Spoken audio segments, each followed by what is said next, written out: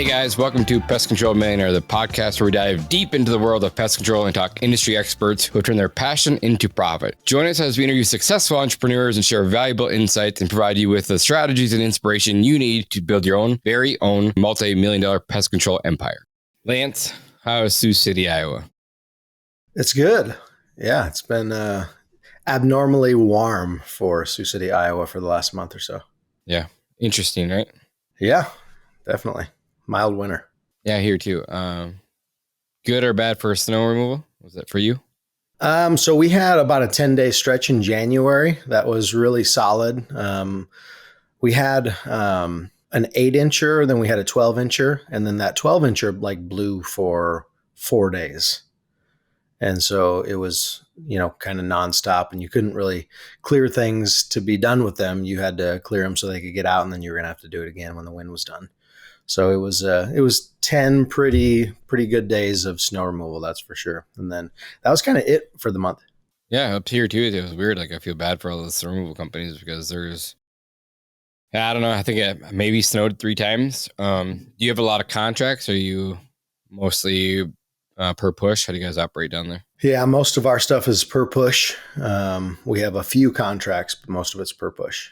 Yeah, so I bet you're pretty excited about spring. Yeah, man, I'm ready for spring. It's definitely the best time of the year. Most reliable, most consistent. You don't have to wonder if the income's coming in or not. For sure. Have you guys started yet? And then what day did you guys start last year? Do you remember? Last year I would consider early as well. We were probably March 10th, I think. So we typically try to start like middle to 15th to the 20th. So we were just a little bit early, but definitely early this year. We were started before February was over. Just getting your apps done already, or what are you guys doing? Yeah, starting to do some aerations and pre-emergent, straight out of the gate. Obviously, pre-emergent is one of those things where you can have it down sooner, but you can't have it down later. For sure. I was looking at soil temps yesterday in our area. They're up to 61. But I was like, oh, so I got a little nervous for a second. But then I looked at the 7-day average and it was like 40. So we had a little spike. But we'll be starting on Monday. So I'm excited about that as far as fertilization weed control goes. So last I checked, our soil was like 47. So we're still under the critical temps, but it's really close. You don't usually see that this time of year this far north. Yeah. Well, I'm really glad you're here. For all the listeners that don't know this, which most of them probably don't. We had done this podcast once already, and we had some technical difficulties. And so we're going to redo it. Took a little bit of time, but we're back. So I appreciate you being here. Lance is CEO of Sharp Lawn Care. He's a stud, good friend of mine. Met him probably 5-6 years ago through the academy, just like a lot of people on the podcast. But yeah, thanks for joining us here, man. And sorry about that last podcast. No worries. My pleasure. So real quick, we'll go back through this. If you and I are a junior, senior in high school, who is Lance? Well, junior in high school, I'm homeschooled, working about an hour a day on schoolwork and working full-time at a restaurant. Well, I guess I shouldn't say full-time. It was probably 30 hours a week at a restaurant. But yeah. You're homeschooled to be an entrepreneur, or you're just homeschooled because that's what you've done your whole life, or what does that look like? Yeah, I hated school. I don't know, man. I was in public school, till 9th grade through 9th grade. And then from 10th, I kind of knew that, the majority of the time was just teaching me things that, weren't going to be relevant to what I wanted to do and move forward. So I kind of had an intuition on that straight out of the gate. Now, is that from your parents? Are your parents telling you this, or did you just pick up on this way earlier than I ever did? Yeah, I think just me. My parents had a little bit of entrepreneurial spirit. My mom had she did hair, so she had a beauty shop in her basement, in our basement, and my dad drove a truck over the road, and he had his own semi truck for a while, and then he also worked for some people. So a little bit of that for sure. My parents instilled it in me when I was young, when I was like so many of us, when I was 13, I was pushing a lawnmower down the sidewalk and knocking on doors and picking up accounts, and got to the point where, I'm 15, 16 doing, I think 10 mowing accounts a week. So keeping me busy with that. But yeah, just the school thing, I wasn't a big fan. I wanted to just do something. Now, you have kids now, right? Yeah, 2. Are they homeschooled? So we actually just started homeschooling one of them this year. How old? He's in 6th grade. Gotcha. And my oldest is in 8th grade, and he's enjoying school, so we're going to keep him there for the time being, anyways. Yeah, and I think every kid's a little bit different, right? For sure. You know, you have some kids who have figured things out earlier, like you did, and some people who just, you know, they have fun in school and want to do the whole college route. It's pretty interesting for sure, and it's definitely crossed my mind a lot. You know, we have the same mentor, so you know what his kids did, so kind of the same thing, and which I found super fascinating because I didn't know this until I talked to Riley on the podcast that they could pick their own curriculum. So he's writing marketing pieces of marketing content for school. I'm like, that, of course, it's from your dad, but man, that's smart. You know what I mean? Like, what was your curriculum like, and is it something that your parents made? How did you do that? It was, if I recall, I think it was a company called American Schooling. I forget, but no, it was very standard classes still. It was still on the lines of just get the general education done and, you know, and go through it and be done with it. And, but yeah, I mean, for my youngest son, you know, I've already got him in you know, I found a couple of entrepreneurial, courses that he could take. And, you know, I've got him, doing, you know, reading and writing and things of that nature. And so some of the reading I've got him reading, like right now he's reading, .com Secrets from Russell Brunson, you know, so just implanting that stuff at an early age, I think is going to pay massive dividends. That's super smart. So let me ask you this. You probably thought through this because you're coaching him up now and he'll become an entrepreneur. Would you bring him into your company as soon as he's like graduates, or would you make him go get a job and work underneath a different CEO or CFO or C-suite executive for a few years, then bring him in? Have you thought about that? Yeah. I don't know if I have an answer on that. So I actually have him homeschool from my office. So I've got a little desk set up for him. And so he's getting a lot of it like third hand right now, which I think is really good to, you know, open him up to that. So I don't know. I mean, I definitely plan on letting them kind of go down their own path, but, you know, just helping them, you know, guiding them and, help them see some of the things that they are not going to see on their own, you know, because a lot of, you know, most people are going to, you know, encourage him to be an employee, you know. Most public schools, you mean? Yeah, for sure. And so definitely, you know, thinking on that front and him getting to see me in action and my team and how I manage my team. You know, I can definitely tell my youngest, he's got a lot of leadership qualities for sure, you know. And so he's got to learn to lead the right way, you know. That took me a long time. I employed a lot of people and, you know, I had to learn the hard way on a lot of that for sure. Most of us did. The reason I asked, because two things come to my mind. So I just found out yesterday that my stepson that I've raised since he was 7, I've never made him work. Like, I worked all the way through high school like you did. I'm like, dude, just enjoy high school, enjoy college, do your thing, and then after that, let's chat. You know, so whether you got good or bad, like I burnt out my high school, and those are just good times. Like, enjoy them, right? So I wasn't the kid going to prom, homecoming. I was out there grinding and working, figuring it out.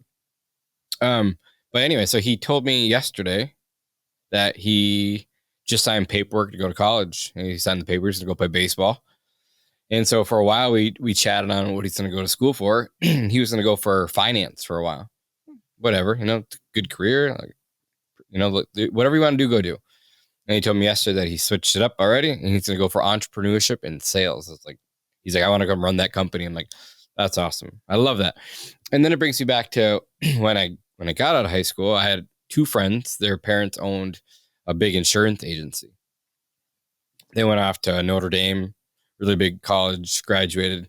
When they graduated, their dad would not hire them at the company. He made them go work for other agencies for like 5 or 7 years. And then once they were established there, that's when he pulled them in. And I thought, man, that's very interesting take on things. What do you think?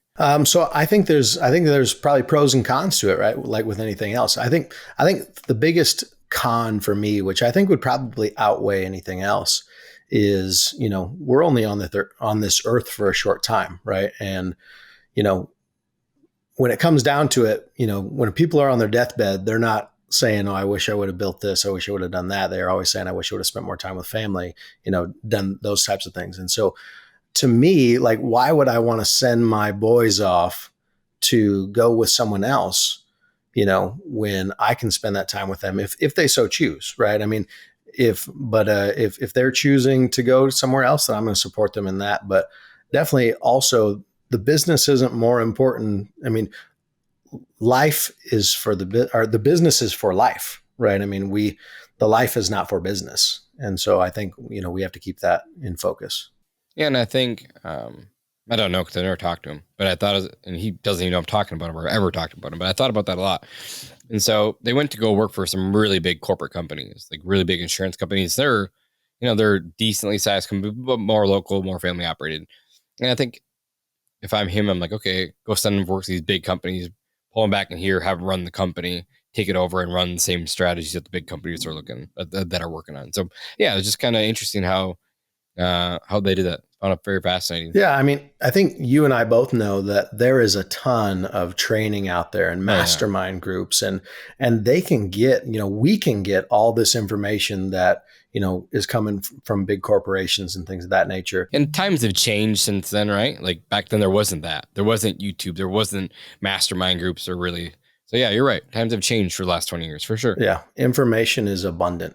It is. It's the information age where there's too much information and people, they spend too much time looking for information than go to actually applying what they've already learned.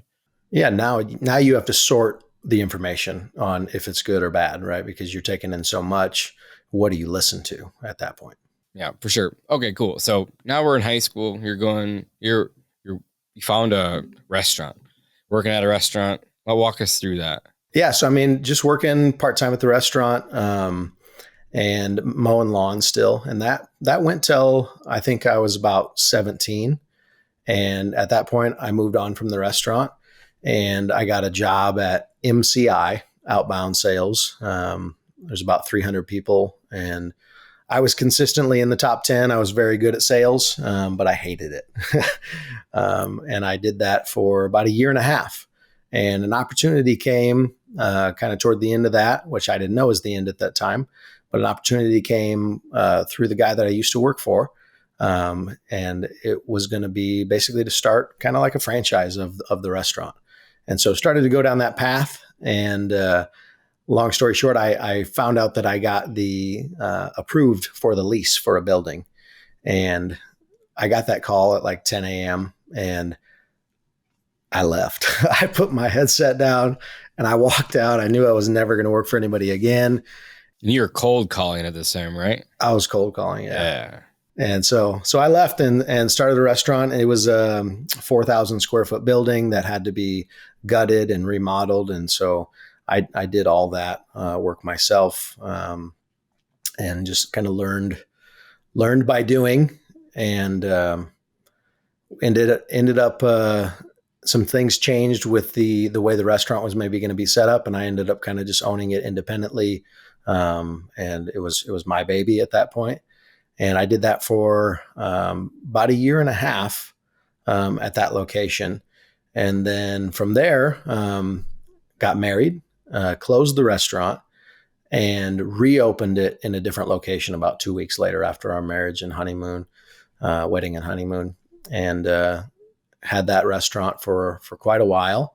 And ended up starting a second restaurant. I was running the two at the one time. How old are you at this point? Well, I would have been right around 20, just after 20. Yep. So I started the restaurant 4 months after I turned 18. So it wasn't long after that. And then probably, so this would have been, I want to say in the 2004, 2005 range. I was working the one restaurant completely, and we were open 7 days a week. I was working every hour. So I had a coffee shop and a restaurant, and I was there from 6 a.m. till 10 o'clock p.m. And 11 Fridays and Saturdays. So 7 days a week for a year straight. I worked every single hour. It was a lot. I would come home, shower, go to sleep, wake up and go, right? It was for a year straight of not hardly seeing my wife at all and just working. And are you making any money at that point? No. No, we did all right. I mean, the lunches were busy. We did well at lunch, but dinners were dead.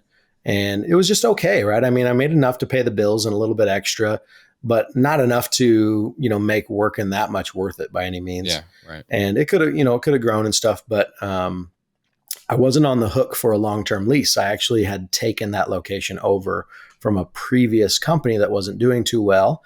And I said to them, sure, I'm interested. I'll try it. And if it goes well, then I'll take the lease from there. And so it didn't go well enough for me to want to take the lease. So I let them have the lease back and went out of that. And by that time I was back down to just one restaurant. And then I had a couple buddies, that would always come in, at one of the fun things about the restaurant is, friends would come in. Yeah. A lot of hanging out, so good socialization, with friends and so forth. But in that time, a couple friends had come in and, we hate our jobs. We just want to do something else. And I had the idea, why don't we start a lawn care company? I said, I used to mow when I was young. I can get us all the equipment and get us rolling. I'll help get the first few accounts, but I'm busy. I don't have time to do it. So you guys are going to have to do the work. And so they agreed. And so I ended up buying an older, 3,500 van and some mowers. And I got the first 20 accounts. I acquired those. And about a month or so in, they were working, and the one comes to me and says, hey, the other guy, it's just not working out with him. He's not really pulling his weight, getting, and so I'm doing everything on my own. I said, okay, that's no problem. We can move on from that relationship. And so that's what we did.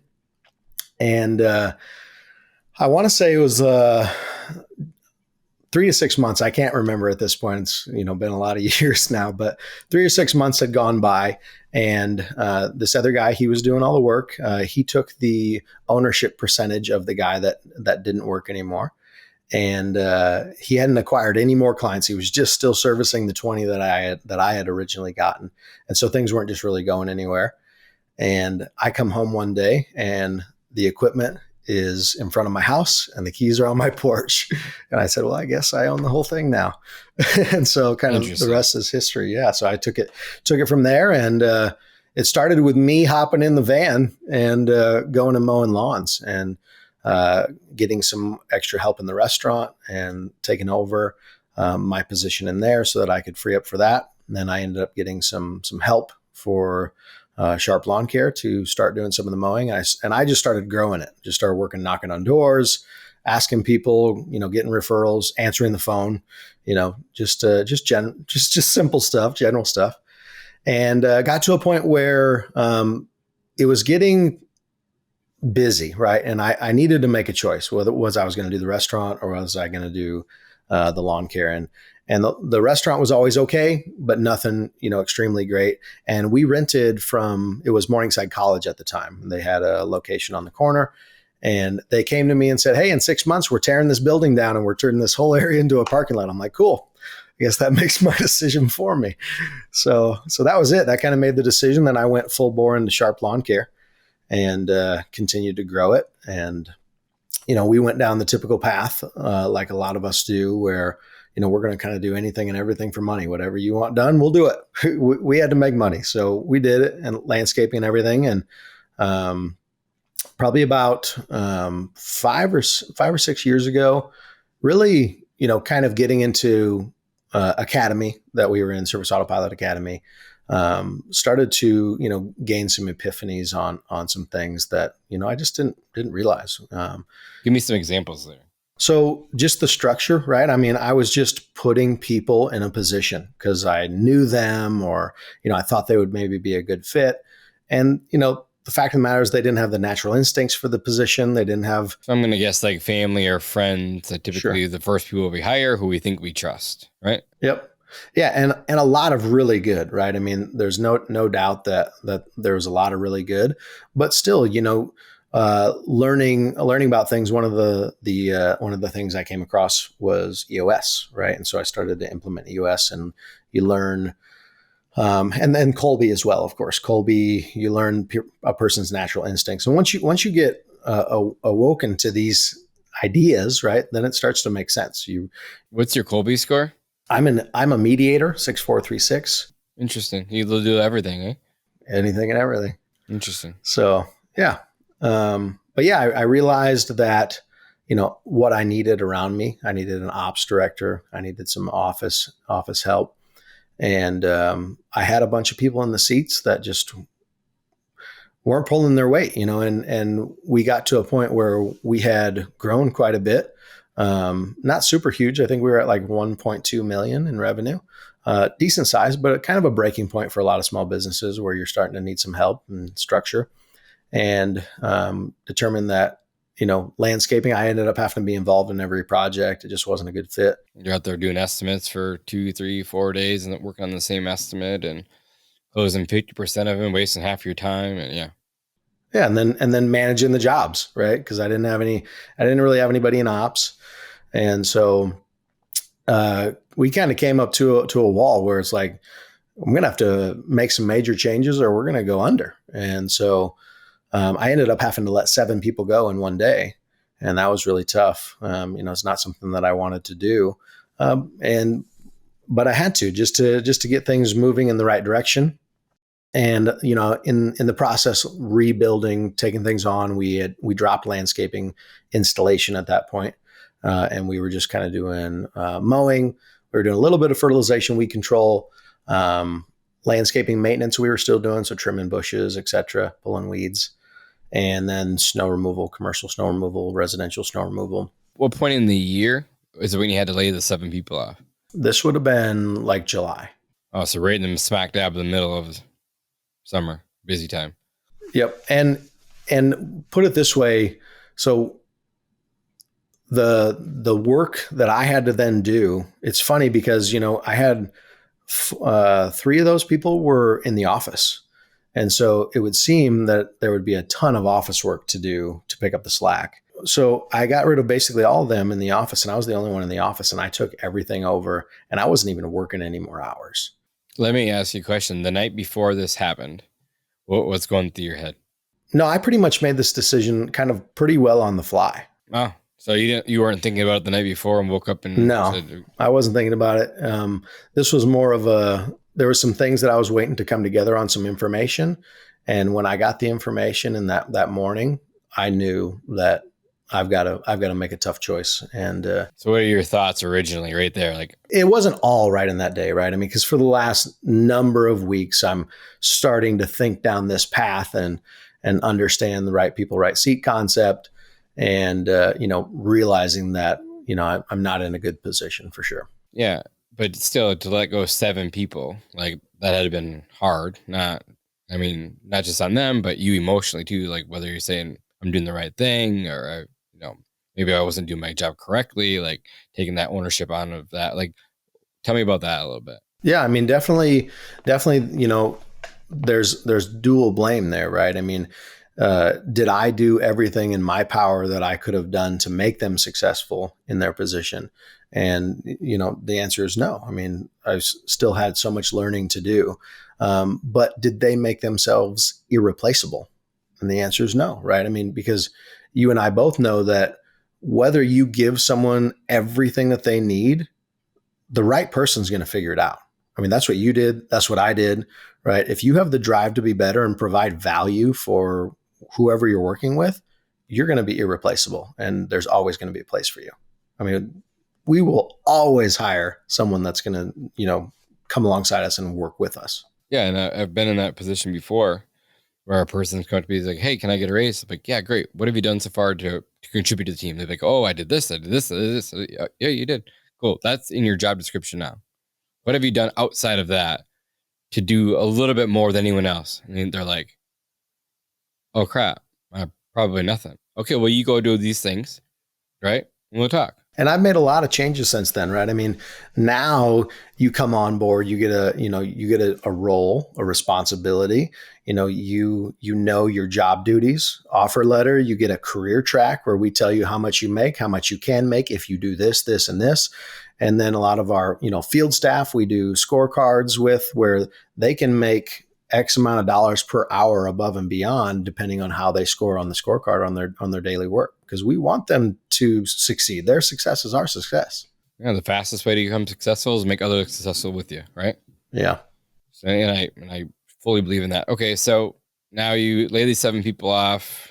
Got a lot of work to do. You take on those responsibilities. I'm assuming that this is when you start cutting services, like landscaping drops. Yeah, I think we had pretty much just dropped landscaping before that, because I was kind of already moving in that direction, understanding that part of it at least, where I needed to get just focus on services that we could press repeat on.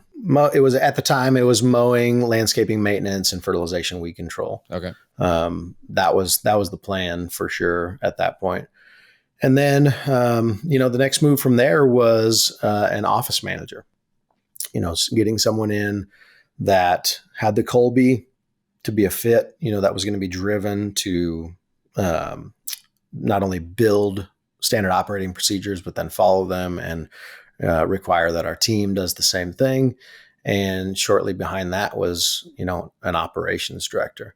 And I had a guy in operations, and it wasn't his Colby. Well, do you remember what his Colby was at the time? I think it's a 7.263 or something like that. So I think it was. There's no follow through, hey? Just no follow through, right? And so, but he was a great guy, team player, and just would kind of do whatever we needed to do. But we knew it wasn't a fit. He was a sport, right? He did whatever we needed. So he was helping in operations, even though that wasn't his true calling, right? His natural instincts.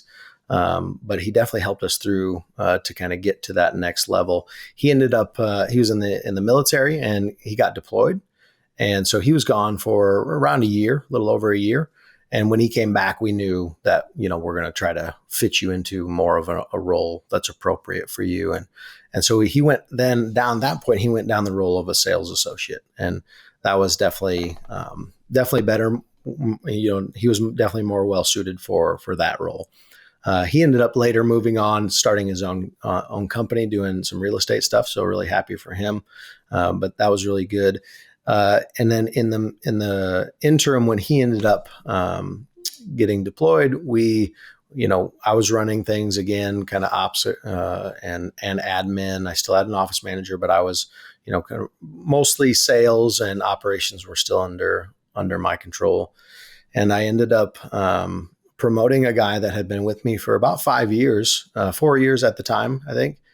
He's been with me, just kind of grew up through the ranks, and he was, high fact finder, high follow through, just a really upstanding guy. I knew the integrity level on, core values, definitely a right fit. And so ended up striking a deal with him and moving him to operations. And that's been just about 2 years now.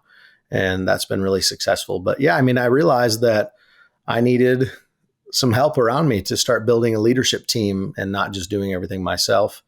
And also kind of around that same time, started to, think about, hey, we're going to probably want to eventually move more towards just fertilization and weed control, and kind of came up with a business model that I liked a lot. And it was pretty much like, what can we do with one really good guy and a box truck, right? And so, how can we pay them well, and how can we keep them busy year round? And so we started to go down this model of fertilization, weed control, exterior pest control, robotic lawn mowing, Christmas lights, and residential snow removal. And so once we kind of figured that out, now it's a matter of, okay, we still do a ton of these other services. I can't just flip the switch on those. It's too much revenue, and the other side of the business isn't big enough yet. And so for the last about 3 years deliberately, probably planning stages 4 or 5 years, but we've been really focused on growing the other side of the business. And literally just this year, we are moving forward from traditional mowing, landscaping maintenance, and commercial snow removal, and just 100% into our new business model. We finally got the other side of the business large enough where we can absorb the revenue loss and just move on. So I'm in final stages of completing a deal with a local lawn care company that is buying all of my mowing and landscaping maintenance and commercial snow removal accounts. So when we first started the podcast and you said I'm 10 days away, I'm like, whoa. Let's stop. Let's just start this thing. Are you catching me back up from there? Like you're 10 days out? Yeah, I'm probably less than that. So like verbally, everything is done. We've reviewed all the contracts. Like he's seen everything. We are 100% good to go. It's literally just waiting on his bank to finalize his loan, which, he's been keeping me up to speed on it. And last I know, tomorrow they're going to be signing papers, and then we'll be signing right after that. So congratulations. Yeah, thank you. Got all the documentation delivered prepared to give to the clients. We want to make it a seamless transition because a lot of these clients, we will continue doing their fertilization weed control, some of them Christmas lights and residential snow removal. And so it's crucial that this transition goes well, because I'm sure if he gets fired, I'm going to get fired too. So definitely want him to be as successful as possible. And does he have a good software in place too? Do you know him like on that level? Did you help him get a software? I do. Yeah. So he was actually on Service Autopilot as well. Sweet. On a different system now, but very similar. So it's going to be a good transition. I 2 years ago, I acquired, kind of really last minute, like March 1st, I had a lawn care company that come to me and said, "Hey, we're done. Do you want our clients?" Kind of a thing. When you say lawn care, are we talking mowing? Or are we talking fert? It was both. So mowing and fertilization. It was primarily fertilization, but quite a few mowing accounts as well, but very antiquated. So this was in 2022. And if you recall, fertilizer product pricing went through the roof. Yep. And long story short, these guys took a bunch of deposits at the beginning of January, and they didn't do any price increases. And unfortunately, with their deposit money, they didn't go buy products. So there was nothing secured. And they come to me on March 1st wanting to get out. And so these people, there was 300 clients, and they had 5 email addresses. I mean, it was just really antiquated. Nobody paid with credit card or anything like that. So I knew there was going to be a drastic, attrition rate on that acquisition, because of just a massive business model change. Even though I tried to grandfather them into a lot of old practices that I don't even do anymore. Like if they were paying by check, I let them keep paying by check, even though we don't do that. And we lost probably 25% of them out of the gate, which was to be expected. But I also made a deal on that one where, we were going to give them some money for the accounts based on what we collected on their first year revenue. So if they left out of the gate, it wasn't anything for them and it didn't cost me anything. But this one's going to be quite a bit different because the business model change is going to be very, very little. So for our clients moving from our company to this other company, a lot of it's going to remain the same. So other than getting a second invoice from a different company for some other services and seeing a different truck, theoretically, most of the rest of it's going to stay the same. So attrition should be very low. When you go to sell this thing, a lot has happened. So you're selling off a third of your company, I'm assuming, half, maybe, I'm not sure. Yeah, probably at this point, it's going to be about 25%. But it's for the better of the business. Are you holding some of the note, or is he buying the whole thing? Yep, he's taking the whole thing. So I went through my client base, and so part of what we're transitioning to, like I said, is robotic mowing. So yeah, I have my notes for my next question. Yep. So I'll explain that a little bit. So the model is we install a robot mower on the client's property. We put the wire in the ground so it knows where to go. We come by once a week, once every other week, edge and trim. The mower's cutting every single day. So the lawns are, and then we charge a subscription cost from the beginning of April through the end of November, regardless of the mowing schedule. We charge a flat weekly price. So there's no installation costs. We absorb quite a bit of risk on the front end because we don't make them sign a contract, but we're also doing a little bit of vetting in the sales process just to make sure that, they're not looking for a month's worth of service and they're going to be done. But that business model is going to continue to work for us, right? And so I went through my existing client base that we already mow for, and I looked at every single property, and I wanted to see if it's going to be a fit, because the robot mower is not a fit for a lot of properties. If it's got terraces, fenced in, you can get around some fences, but there's some obstacles there. So I went through and kind of hand selected all of our clients that would possibly be a fit for that. And as soon as I roll this other information out, I will also roll the information out to these clients at the same exact time, where I'm going to tell them that we're transitioning to robotic mowing and everything's going to stay the same. It's just going to be a robot on their property. But I'm also going to say to them, hey, if that doesn't work for you, we've made arrangements with this other company. Let me know. Okay, so that brings up a couple more questions. So do you have a non-compete with this guy? Do you have selected clients that you're keeping? Tell me about that. Yeah, so definitely non-compete. They don't do fertilization and weed control. And so we're going to have some mutually beneficial referrals to each other. But no, I mean, if they're not a fit, if they were a mowing client of mine and they're not a fit for a robotic mowing, those are in the deal already. He's getting all those. But the ones that are a good fit, you're keeping. I'm going to try to. And if they don't want it, then I'm going to sell them those ones as well. Yeah. And he's just going to pay a percentage of their revenue of what I made from them last year. Because they're the ones that I selected, just so happens they're pretty good clients, pretty big clients. There's a good amount of revenue there. So are these more commercial or all residential? For robotic mowing, we're pretty much only doing residential at this point. Any of our commercial. Is there like a square footage that you don't want to go over? Yes and no. I mean, we can start putting multiple robots on properties, but like a robot will handle 52,000 square feet comfortably in 24 hours for some of the big ones. So if it's bigger than that, we start having to put multiple robots on the property. But like commercial, the biggest problem with commercial is not that layout wise, the robot mower would probably be fine. It's the high traffic, high visibility, and just a lot of risk there for damage or theft and things like that. Much more risk than, tucked away on a residential property. And most of these devices, they all have like tracking devices, right? Or built right inside of them, so you know where they're at. We do, yep. Still don't want to have to go chase them. Yeah, I definitely agree with that there. So then on these properties that you're doing mowing, like, because we're in the middle of the country, and they have a lot of acorns, a lot of brush and debris. And I haven't seen the robots in a few years, so I'm sure they've come a long way. What's your strategy behind that? Yeah, I mean, so we don't market them as like leaf cleanup or spring cleanups, anything, things of that nature. We market them to cut your grass. And if you need somebody to do a fall cleanup, you're going to have to hire that out or do it yourself.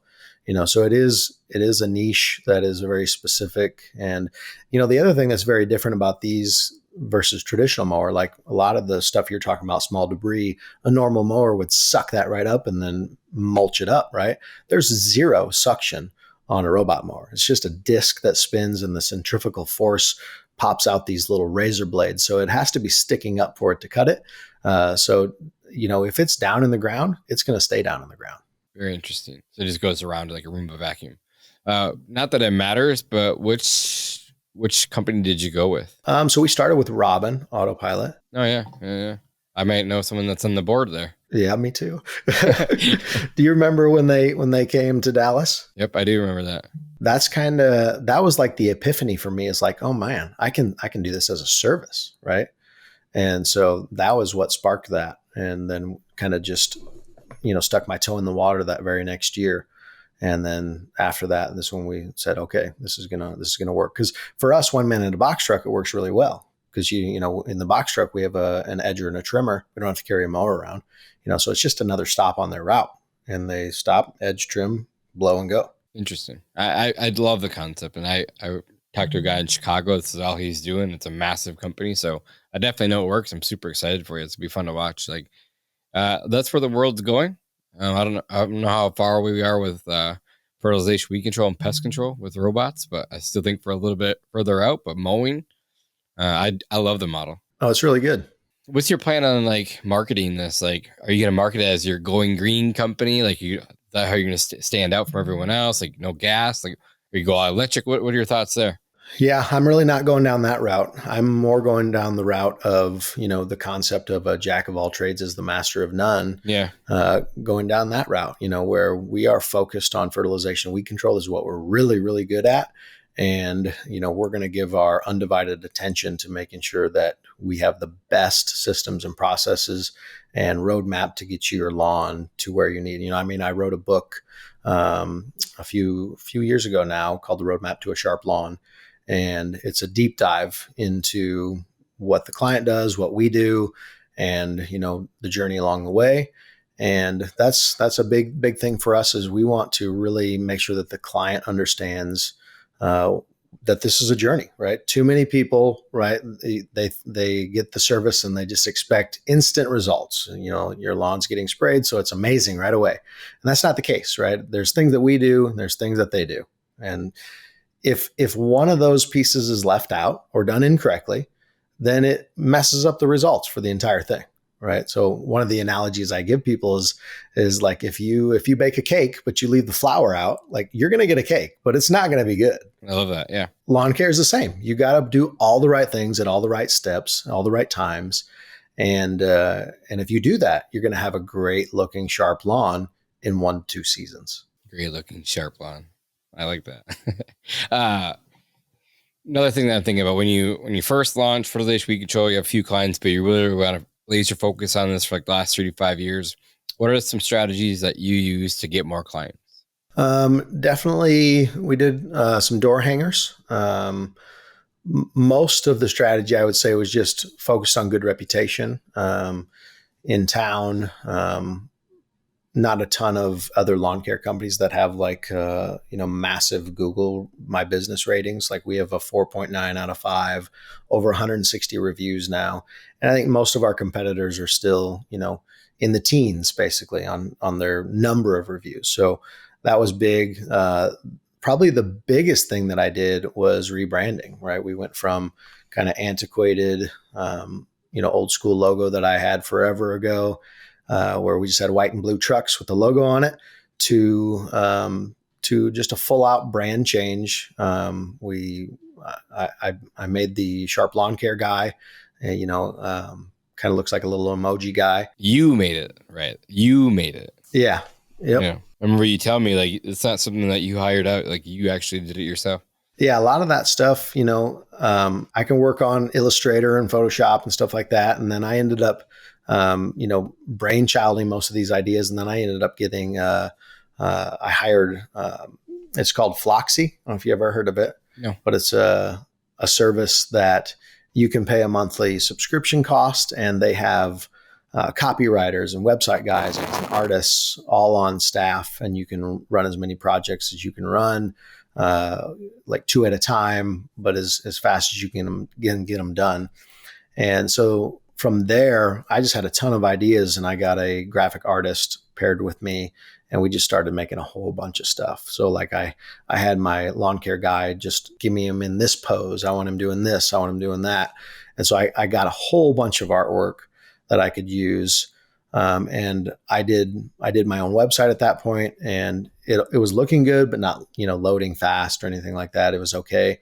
And then a little while after that, I ended up getting everything that I needed done with Floxy. So I let that subscription go, and I ended up hiring Lawnline for my website and for marketing and so forth. And so they were able to take a lot of the stuff that I had started, a lot of my graphics and artwork, and build a fast website that had all my branding. And then, of course, we have all of our trucks and trailers wrapped completely. I remember, we always ask people, how did you hear about us? And people would say, oh, we saw your truck, saw you mowing, or we looked you up online. And then a few years ago, I got my first call where, how'd you hear about us? And what do you mean, how did I hear about you? You're Sharp Lawn Care. Who hasn't heard about you? Right? Just more like, what do you think, I'm living under a rock? Yeah. So, I mean, that was probably the big thing is like, if you come to any website, building company, they're going to need a lot of information from you, whether it be graphics and copy and so forth, a lot of information about you. And fortunately I had a lot of that. So the website could be very custom to what I wanted it, to my branding. It wasn't just going to be, a bunch of stock stuff, and of course we're not arrived, there's a lot of personalization that we still want to do, some articles where they use a stock image that we want to use, our images, but it's a good place where we're at. I would call it a good 80% of where we want to be. And then as the years go along, we'll continue to refine that. That's cool. And then you said that you had a second location, right? If I remember correctly. Yeah. So about 6 years ago, we expanded to Sioux Falls, which is about an hour north. For, the first number of years, we were just commuting, driving back and forth from Sioux City to Sioux Falls every day, growing that client base. And last year, we finally had, the year before last year, we were getting to the point where we knew, okay, we're going to have to have more of a permanent footprint up here.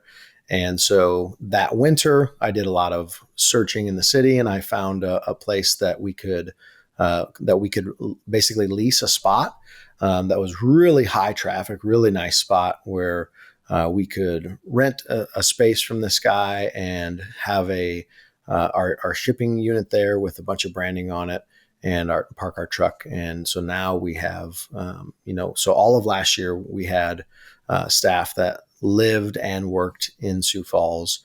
And this year now we're to the point where we're going to need a few vehicles, a few crew members. So I have a question around that, because a lot of people want to expand into new markets.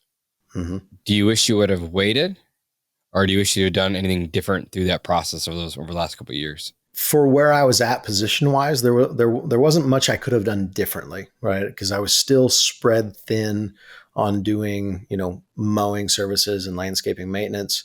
So I couldn't put my full focus and full effort to growth of this location or the other location, just because we didn't have the manpower to do it and the extra money. I'm bootstrapping this without, investment and things of that nature. So, you only can do what you can do. If we weren't doing mowing, and so we're planning on going to Omaha, within the next few years. And my growth strategy will definitely be a little bit different, we're going to try to go faster and harder and straight out of the gate. But we're going to be in a different place, with strict focus on the services that we want to provide. The other complication was, we had to, clarify our standard operating procedures. So when you were talking from the office, when you were talking to a client in Sioux Falls, right, we didn't offer all the services in Sioux Falls that we did in Sioux City. And so we had to know who we were talking to and what we were going to be able to say or not say. And so now with a unified business model, it's the same everywhere. So there, things get simplified as well. Yeah. I just had on my story the other day, simplicity is what scales. Yeah, for sure. That's exactly what I mean. Figuring out your core services, getting really good at them, having standard operating procedures, no matter which market you're in, they're all the same, then it's scalable. Yep, exactly. I love that. What does the next 5 years look like for you? I know we're running out of time here, so we can ask these questions early.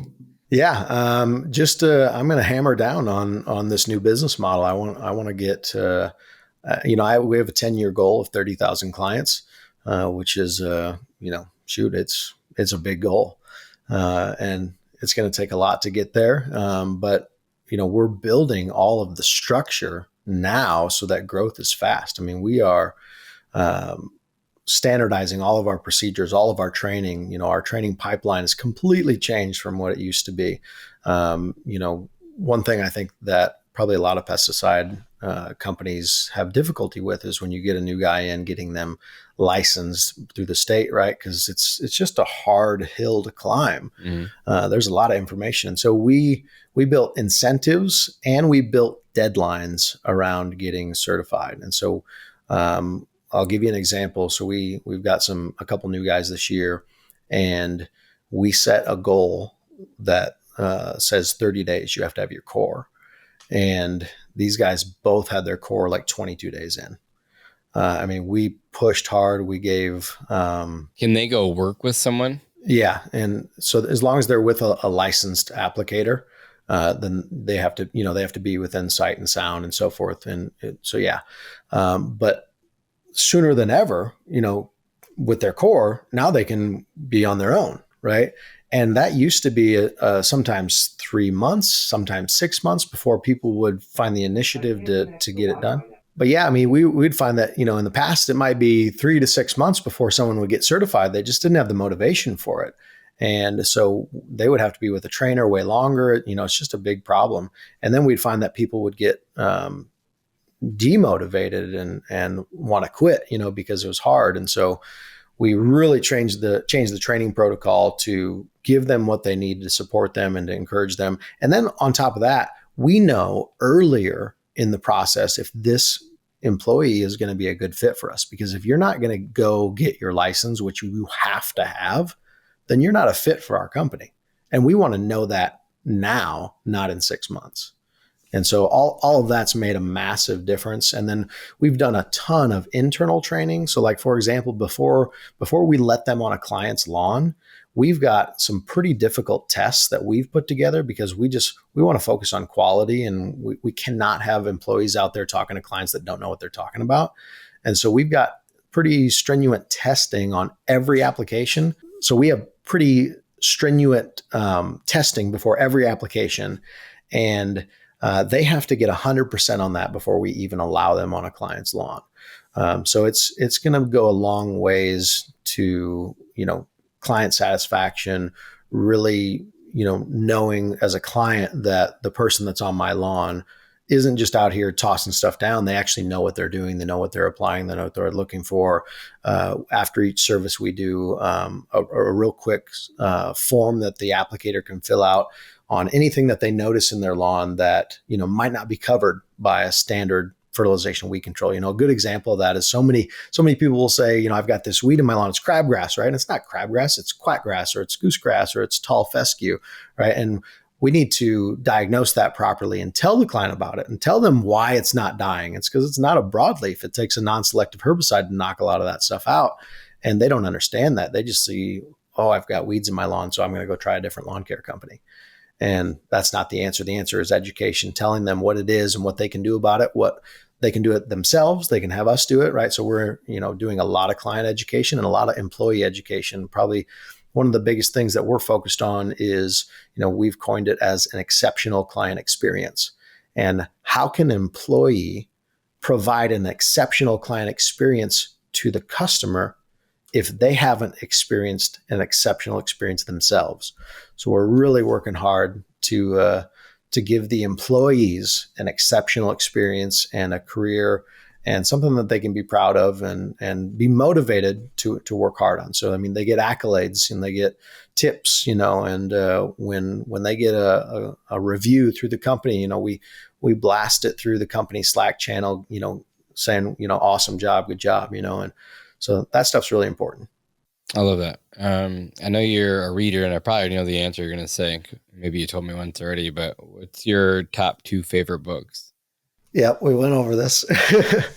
Definitely.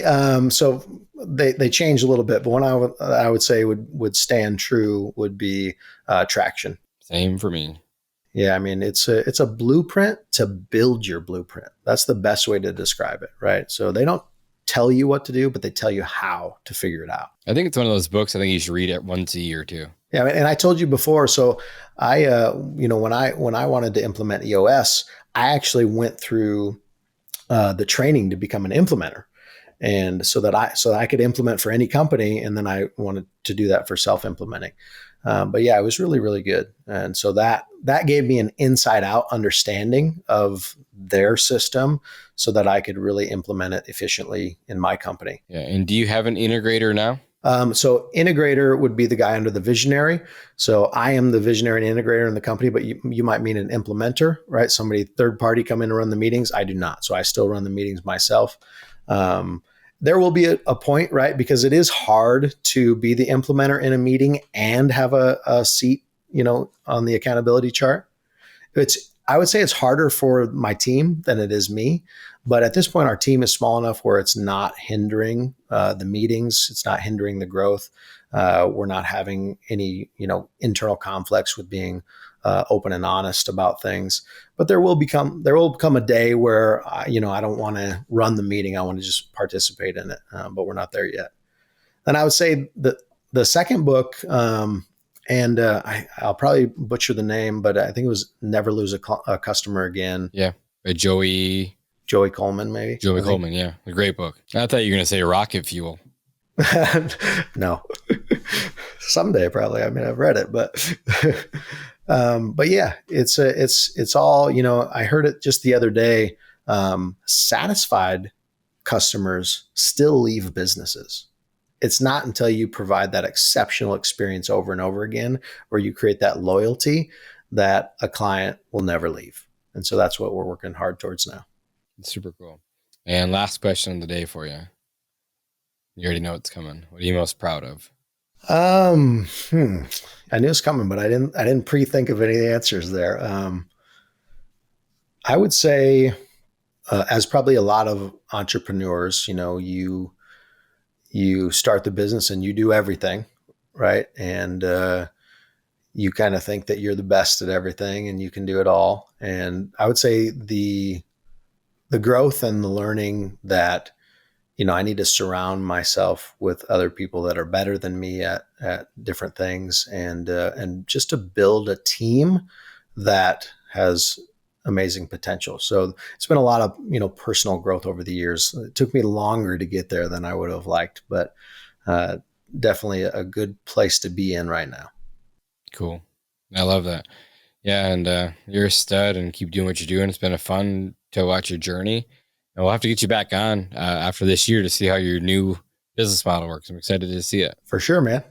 Cool. Well, thanks for taking the time with us today, and talk to you soon, buddy. All right, man. Thanks. Later. Hey guys, thanks for listening to another episode of Pest Control Millionaire. We don't charge any money for the show, obviously, but the podcast isn't free. You can pay for the podcast by sharing it with your friends and your family. So please like and subscribe and give us a 5-star review on your favorite podcast app. These things make a huge difference for us. If you have any specific questions you want answered about the business or your life by me or my guests, send an email to info@pestcontrolmillionaire.com. And if you want to get in touch with me about any personal business coaching, check out our website at www.pestcontrolmillionaire.com. Thanks again for listening, and I'll see you guys again on the next one.